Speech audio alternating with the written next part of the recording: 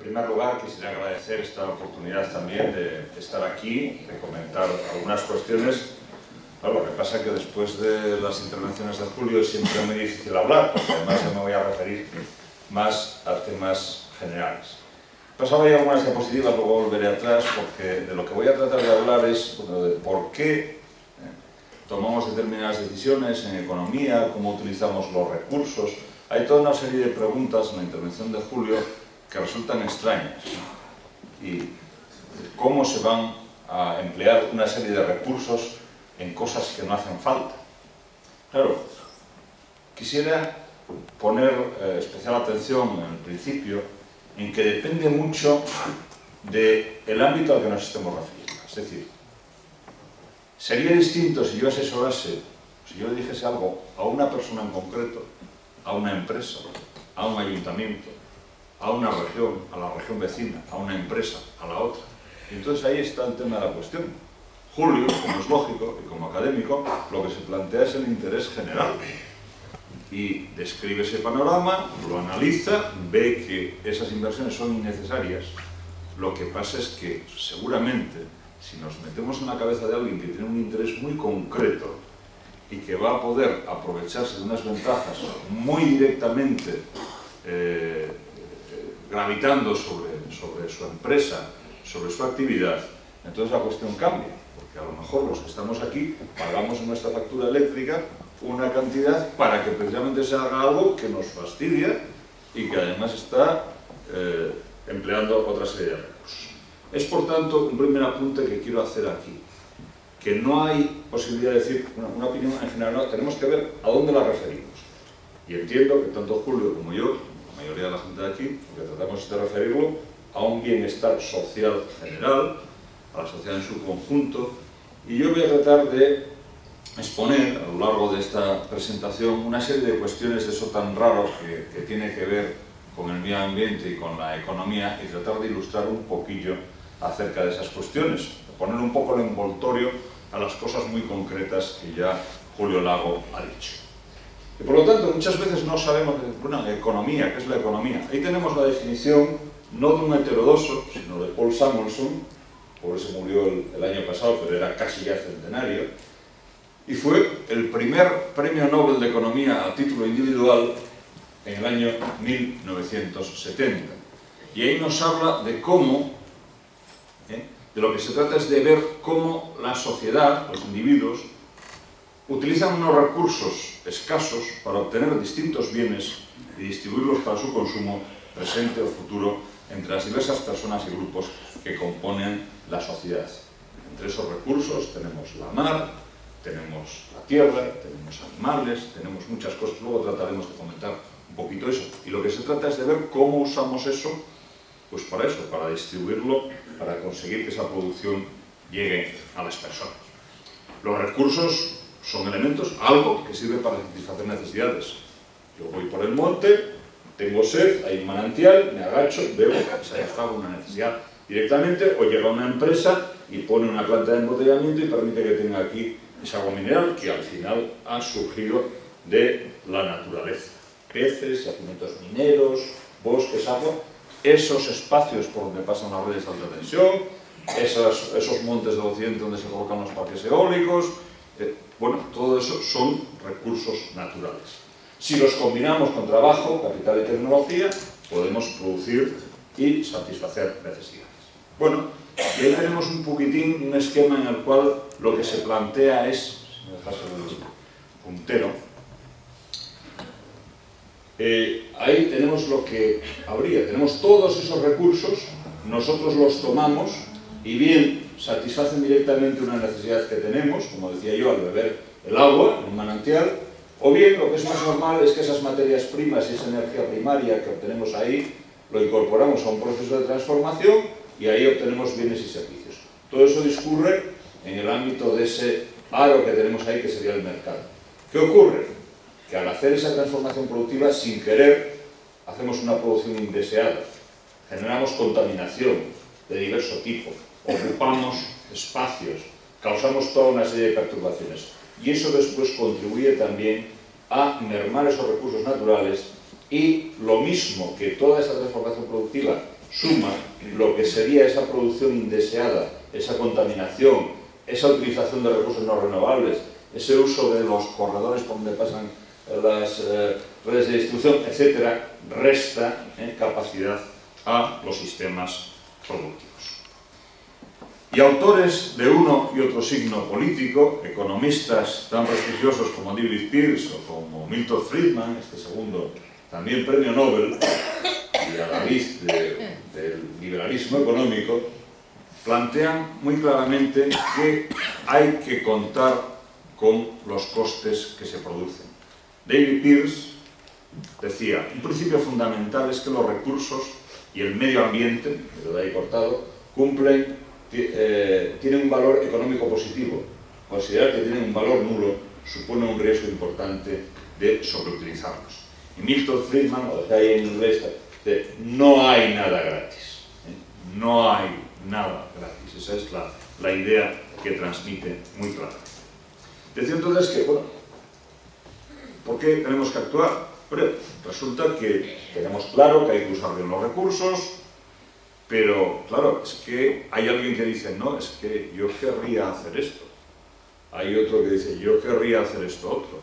Hay unas autoridades, hay distintos grupos, hay unas personas que viven en una zona y cada uno tiene una perspectiva. Y hay alguien que dice, no, no, es que económicamente esto es muy bueno. Lo que no dice es, económicamente esto es muy bueno para mí, que me voy a forrar. Que es lo que debería decir en la mayoría de esas ocasiones. No obstante, pues desde hace ya mucho tiempo, desde hace casi un cuarto de siglo, está presente esa idea de la sostenibilidad, de la capacidad para combinar en un mismo proceso la mejora continua de las condiciones de vida de los seres humanos y la preservación del subsistema natural sobre el que actúan. Efectivamente, ¿vamos a limitar las producciones? No, ni Julio, ni yo, ni nadie pretende ir a una actuación maximalista. No, no. Lo que pasa es que vamos a ver, ¿eso hace falta o no hace falta? Y si lo ponemos en relación con otras cuestiones, ¿para qué hace más falta ese espacio o para qué hacen más falta esos recursos? ¿Para poner algo que está de sobra o para una calidad de vida de la población? En fin, para otras cuestiones. ¿Cómo se resuelve eso normalmente en economía? Bueno, si pensásemos que un país es toda esa zona azul, digamos que normalmente ahí lo que hacemos es excluir una pequeña parte. Bueno, pues entendemos que hay unos recursos muy interesantes que no se pueden tocar de ninguna manera y sobre los que no vamos a actuar. Decimos, bueno, ahí no se toca. Por ejemplo, imaginémonos, aunque al final se acaba tocando, parques nacionales, ¿no? Decimos, lo quitamos ahí y ahí no se pueden hacer una serie de cosas, ¿no? Y después, en la mayor parte del territorio, bueno, pues hay que decidir, ahí no está estrictamente prohibido nada, pero bueno, vamos a ver en función de unos procedimientos si se hace algo, si no se hace algo. Claro, aquí a veces somos prisioneros de una visión tecnocrática, ¿no? Alguien dice, no, no, es que esto técnicamente es imprescindible hacer tal cuestión, es que nos podemos quedar sin luz. Es más, hasta lo podemos amplificar con altavoces o en el periódico. Acabamos de ver esas redes que hay ahí, acabamos de ver las declaraciones de los distintos especialistas, de los distintos incluso interesados, gente que trabaja en estos grupos eléctricos que dicen que la red está perfectamente mallada, es capaz, que se completa con eso una posibilidad perfecta de suministro, tal. Bueno, pues resulta que las pasadas Navidades vimos cómo se nos llenaban los periódicos de mensajes alarmistas por parte del gobierno asturiano diciendo que nos íbamos a quedar a lo mejor con un corte eléctrico porque resulta que una línea que pasaba por el Pajares se había estropeado y había mucha nieve y tal, todos los días nos salía ahí las noticias como los obreros no podían hacer la reparación. Hombre, vamos a ver, hay que tratar de plantear las cosas con esa claridad, yendo a las estadísticas, a los datos que ha manejado Julio acerca de los problemas que se han dado. No ha habido ni falta de suministro, hemos visto cómo los problemas de Asturias en ese aspecto pues eran los mínimos, que llevaban con el cero en prácticamente todas las casillas. Claro, lo que sí podríamos decir es que llevamos ya mucho tiempo constituyendo nuevos derechos. Permítanme que les comente, si nos imaginásemos que eso fuese el planeta Tierra, durante mucho tiempo los derechos que ahí figuraron fueron los que se derivaban del derecho romano.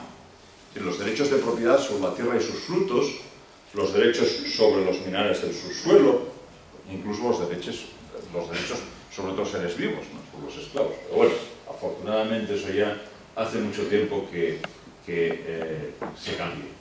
Pero sin embargo, a lo largo de las últimas décadas, a lo largo del siglo XX, ha habido toda una serie de derechos nuevos. Por ejemplo, la propiedad del mar.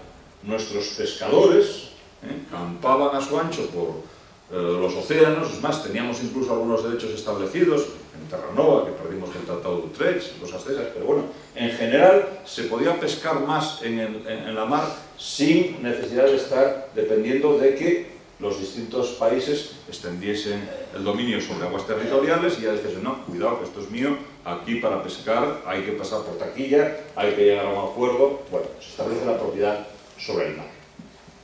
Se establecen propiedades pues sobre muchas otras cosas. Por ejemplo, sobre los derechos de emisión. A través del protocolo de Kioto lo que se plantea es que se pueda o no emitir más o menos cantidad de CO2. O podemos establecer incluso derechos sobre organismos. Una empresa que patente una semilla de maíz transgénica o incluso otra que intente patentar algún tipo de microorganismo que pueda ser útil para eliminar las mareas negras de petróleo. Bueno, en todo esto realmente hay un proceso de instauración de derechos que tiene que ver esto con la red de alta tensión. Hombre, es que a mí se me ocurre pensar, ¿no estaremos instaurando algunos derechos?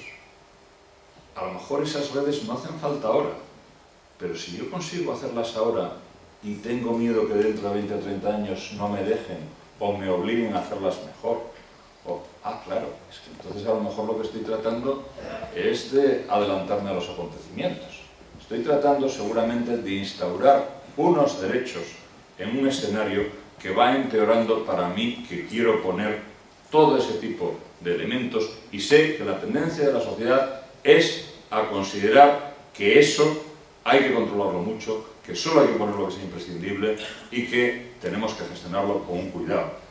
Y que claro, nosotros salimos aquí al paisaje español y vemos cables por todos lados, y en otros países que tienen una renta superior no hay esa maraña de cables que aquí tenemos. Hay que ver hasta qué punto no será posible que estemos estableciendo unos derechos porque hay esa evolución. Y es verdad que a veces también lo que hace falta es algún criterio político. Aquí se acaba de citar una disposición del BOE relativa a Navarra. Bueno, pues le podría citar también alguna otra experiencia, como por ejemplo el hecho de la línea de alta tensión que se intentó hacer cruzando el Parque Natural de la Garrocha, en Girona. La sociedad local se movilizó, pero el primero que se movilizó fue el director del Parque Natural, que dijo, aquí está la normativa, esta red no puede pasar por el parque, y punto redondo. Se acabó la discusión. ¿Por qué? Porque esa persona que estaba en el ejercicio de sus funciones al servicio de la normativa que rige un Estado democrático, planteó lo que allí procedía, dijo, mira, pues esto es lo que hay. Bueno, pues son cuestiones que deberíamos considerar, ¿no? A la hora de hacer las políticas medioambientales hay dos perspectivas. La de la izquierda es la que se aplica más en Europa, lo que llamaríamos pigouviana, yo digo el palo y la zanahoria, ¿no? Y si haces algo beneficioso para la colectividad, te vamos a dar una subvención, una ayuda, te vamos a dar un dinero. Si generas problemas de contaminación, de lo que sea, te vamos a cobrar un plus, unos impuestos. Y coarsianas lo que harían sería repartir los derechos y después comerciar con esos derechos. Un poco complejo de explicar, pero eso es lo que se hace, por ejemplo, en el caso del comercio de emisiones. Y muchas veces lo que ocurre es que a la hora de actuar obviamos, no tenemos en cuenta cuestiones que ya están debatidas. No, es que aquí lo que hay que hacer es que no sé qué. Keynes he comentado que a veces los hombres prácticos se creen absolutamente inmunes a las influencias intelectuales y normalmente, decía él, son esclavos de algún economista muerto, ¿no? No, es que aquí lo que hay que hacer es no sé qué. Bueno, termino esa primera parte más general, incluyendo aquí una reflexión de uno de los economistas clásicos. John Stuart Mill, un avanzado a su tiempo, su padre ya era un gran pensador y él fue incluso responsable de algunos cambios importantes en el pensamiento económico. Y escribía a mediados del siglo XIX lo siguiente: tampoco sería para estar satisfechos o contemplar un día un mundo en el que no quede nada para la vida espontánea natural. Si la Tierra tiene que perder esa gran porción de lo que en ella es agradable y que se debe a cosas que el crecimiento ilimitado de la riqueza y de la población habrían de extirpar para poder soportar una población más amplia, pero no más feliz, sinceramente espero que los partidarios del Estado progresivo, del crecimiento continuo y desordenado, se conformarán con ser estacionarios mucho antes de que la necesidad les obligue a ello. Bueno, nos centramos un poco ya, tras esas cuestiones generales sobre economía, en algo que tenga que ver con la electricidad. Ya era consciente, y habíamos hablado Julio y yo, de que él iba a abordar todo ese tema, y simplemente yo voy a tratar de dar algunas ideas acerca de algo que es muy común que se dé por demostrado. Es decir, siempre tenemos que luchar frente a una certeza de que lo que se va a hacer tiene un gran efecto económico, es fundamental para la comunidad, no se puede renunciar a ello de ninguna manera. Bueno, creo que en la intervención de Julio se han desarmado muchos de esos argumentos acerca de la imprescindibilidad de toda una serie de infraestructuras, pero vamos a tratar de ver aquí alguna cuestión como puede ser algo de lo que él decía al final. Bueno, si tomamos algunos de los datos económicos de Asturias, podemos ver que realmente, manejamos ahí datos del año 2009, pues para muchos, desafortunadamente, en Asturias las aportaciones de la industria, en fin, de una serie de ramas productivas que fueron tradicionales, ha decaído mucho, ¿no? Hasta el punto de que tenemos prácticamente un 62% en servicios, tenemos pues es una industria de un 13,3%, en energía un 3,9%, ¿quién lo iba a decir, no? Con lo que Asturias sacó de carbón, pero bueno, vemos que no era algo muy sostenible, ¿no? Y sin embargo, tenemos una serie de referencias acerca del turismo. En algunas de las intervenciones que hemos tenido planteando las cuestiones que hay sobre la estrategia energética asturiana, yo he tratado de insistir mucho en esta cuestión, no porque no considere la necesidad que tiene la gente de vivir bien y que es primordial el considerar esa calidad de vida que se debe a la ciudadanía que ocupa un territorio, pero incluso por dar la vuelta al argumento y decir, oye, vamos a ver, es que si se plantea que Asturias vaya a ser una potencia energética, fijémonos un poquitín en los datos y fijémonos también en los costes que puede suponer el plantear cuestiones como estas. Vemos ahí la energía, donde estaría el tema de minería, el 3,9%, la industria del 13,3%, ¿no? Y dentro de eso veríamos datos referidos a la electricidad que solamente supone ahí una parte. Sin embargo, el turismo está, lo veremos, en torno al 8% de nuestro producto asturiano. En algún momento se planteó esa idea de que progresase más, e incluso he recibido alguna información, y creo que sale hoy en la prensa de la comarca, de algún político que plantea como objetivo subir un par de puntos la participación del PIB, del turismo en el PIB asturiano, es decir, que pase de aproximadamente el 8% a por encima del 10%, y eso sin considerar actividades inducidas. ¿Cuál es la ocupación, tomando datos de esa ley, en esa rama 26 de la economía asturiana que incluye, y está sin desagregar, energía eléctrica, gas, vapor y aire acondicionado? Pues personas ocupadas, 1.406. 1.406 personas trabajando en eso, que muchos plantean que, bueno, parece que es una panacea. 1.400 puestos son muchos, sí, pero vamos a ponerlos en su verdadera dimensión. Yo he visto escrito en un periódico asturiano que la puesta en marcha de los parques eólicos creaba 3.000 puestos de trabajo, más del doble que toda la rama 26, incluyendo no solo electricidad, sino gas, vapor y aire acondicionado. Hombre, seamos serios.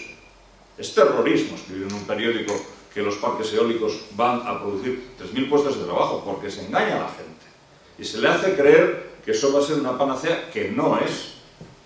Yo lo comentaba en un debate a una de las personas que abogaba por ello, que mira, no 3.000, sino si me dices que 300, dime dónde hay que firmar. Porque son muchas veces cantidades en las que se incluyen, como decía Julio, pues justo lo que es la fase de construcción, cosas por el estilo, ¿no?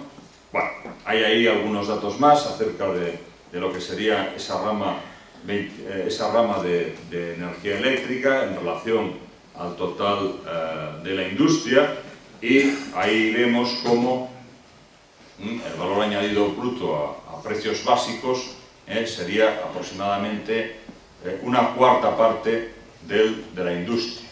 Bueno, para fijarnos, para dar una idea de lo que eso es.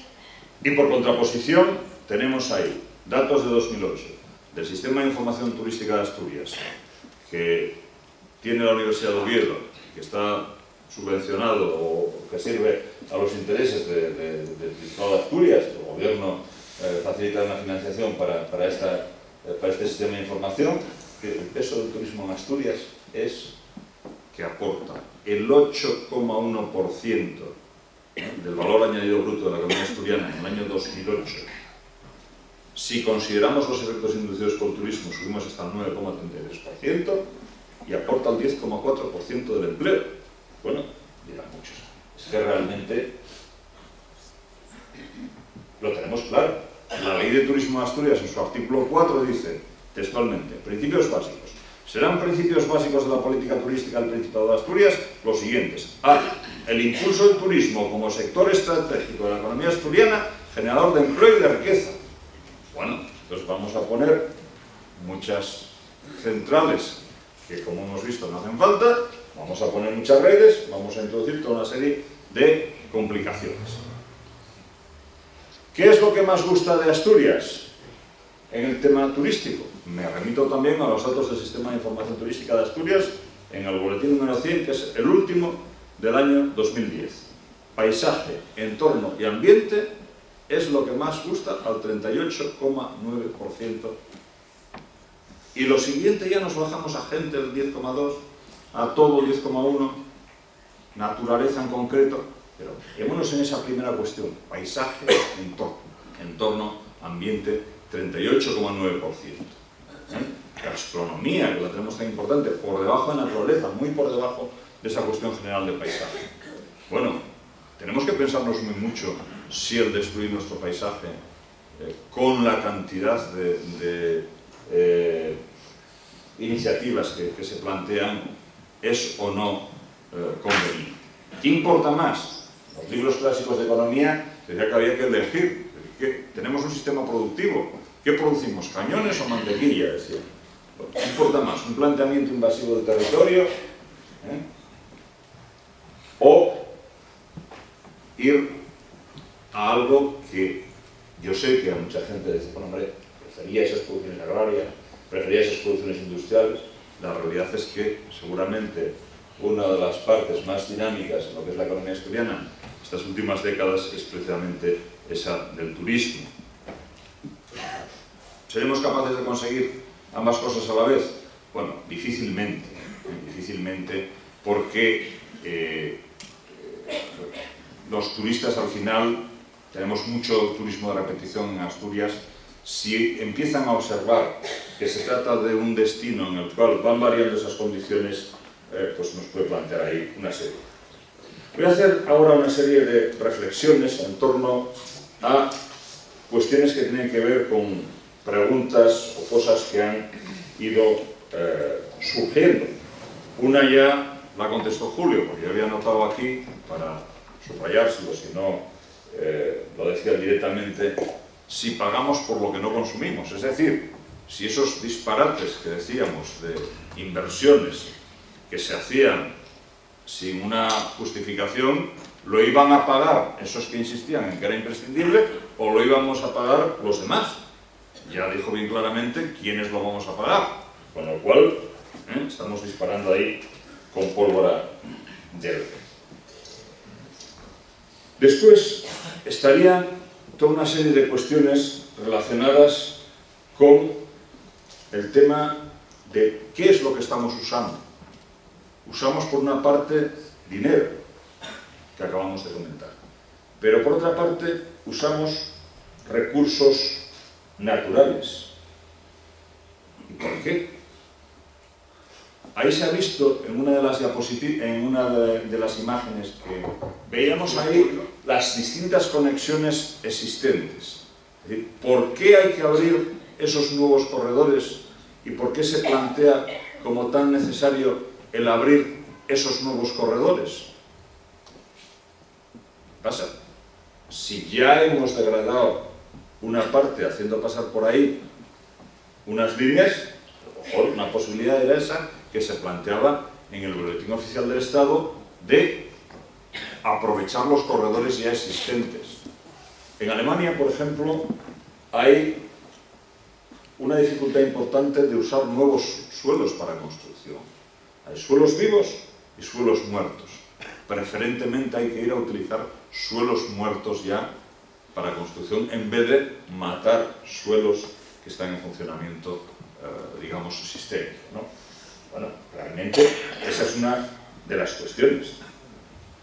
Yo tenía aquí, y le pasaba a Julio, el tema de los beneficios a los que se alude en el ejemplar de ayer de la publicación El Economista, página 12. La mayor facturación ha impulsado el beneficio de la red eléctrica en un 23,8%. Ganó hasta marzo 129,5 millones de euros. Bueno, son cuestiones que la cifra de negocios del gestor técnico de la red eléctrica ascendió a 404,8 millones de euros entre enero y marzo. Bueno, evidentemente, hay ahí unos intereses económicos importantes en la ocupación de los espacios. Yo decía antes, no estaremos tratando de establecer nuevos derechos. Por ahí, en esas líneas rojas, ya hay un derecho. Por ahí, en esa línea roja continua, ya hay un derecho establecido. Por ahí, en esa línea discontinua de sotopenados que se ponen en marcha, ya hay un derecho establecido. Por ahí no. Pero es que si se construye eso, se instala un nuevo derecho. Por cualquier sitio por el que vayamos haciendo trazado, sabemos que al final tenemos un condicionamiento que supone una afección para la posibilidad de construir, para la posibilidad de hacer un aprovechamiento turístico, que limita muchísimo las condiciones de ese territorio. Con una cuestión importante en economía. Hay técnicos que dicen, esto no influye para nada. En economía debemos ser muy conscientes de la importancia que tienen las personas, los individuos y los grupos. Y voy a tratar de explicarlo de alguna manera. Un técnico dice, no, esto no produce efectos. Y lo dicen instalaciones eléctricas, de transgénicos, de lo que sea. Bueno, parecerá una tontería, pero si yo dejo caer aquí este paquete de pañuelos, una y mil veces, el paquete de pañuelos caerá. La ley de la gravedad, esto es física. Ahora bien, cuando tratamos con seres vivos, las cosas funcionan de distinta manera. Si yo ahora en un ataque de locura me levanto y tiro el proyector aquel encima del patio de butacas, lo primero que hará la gente será apartarse para que no le peguen la cabeza. Es decir, los seres vivos reaccionamos. Y reaccionamos en función de las informaciones que recibimos. Es decir, alguien que esté por ahí atrás dirá, hombre, José Alba estará chiflado, pero no es tan fuerte como para llegarme al proyector hasta donde yo estoy, y no se levanta. Pero los que están ahí delante sí que dicen, oye, hasta aquí llega. Hasta aquí llega. Y se mueven. Bueno, ¿por qué digo esto? Porque algunas cosas, algunos hechos, dan lugar a interpretaciones de la población. Imaginemos, por ejemplo, se dice, no causan efectos las antenas de telefonía móvil. Tengamos un edificio, ponemos ahí una antena de telefonía móvil bien visible. ¿Ustedes creen que bajará el precio de los pisos que se vendan en ese edificio o no? Es más, hasta el técnico más convencido de que eso no genera efectos sobre la salud, a la hora de negociar el precio dirá, no, claro, es que hay encima una antena de telefonía móvil y claro, pues baja el precio de esos pisos. Evidentemente que sí. ¿Por qué? Porque la economía opera sobre las decisiones que toma la gente en función de lo que cree. Y si hay una parte de la población que piensa que eso genera efectos, aunque no los generase, cosa que yo no entro a discutir, el precio de ese piso bajará como consecuencia de lo que cree la gente. ¿Una red de alta tensión? No, es que no genera efectos. La población que cree, ¿genera o no genera? Podemos estar hablando de bienestar, podemos estar hablando de consecuencias económicas. Yo no quisiera tener un activo pegado a un lugar donde pasa una red de alta tensión. Primero, por el uso directo que yo puedo hacer del activo, pero segundo, porque ese activo se está devaluando. Se está devaluando en primer lugar porque eso ya me va a limitar posibilidades de que en un día, por ejemplo, se declare edificable el terreno ese que está ahí. Eso es una limitación clara. Pero por otra, en ese efecto psicológico habrá mucha gente que aunque se pudiera construir unos metros más allá dirá, no, yo prefiero ir a comprarme un solar a otro lado. Es decir, que hay toda una serie de cuestiones que debemos considerar y que normalmente no están contempladas en todos estos desarrollos. Yo creo que con eso están ahí sobre la mesa algunas de las cuestiones, pero no quisiera terminar sin dar mi conclusión clara, que antes he anticipado. Mi idea es que con todo esto lo que se está haciendo es tratar de instaurar derechos sobre el territorio que en el futuro serían más difíciles de conseguir. Y a partir de ahí quedo a su disposición.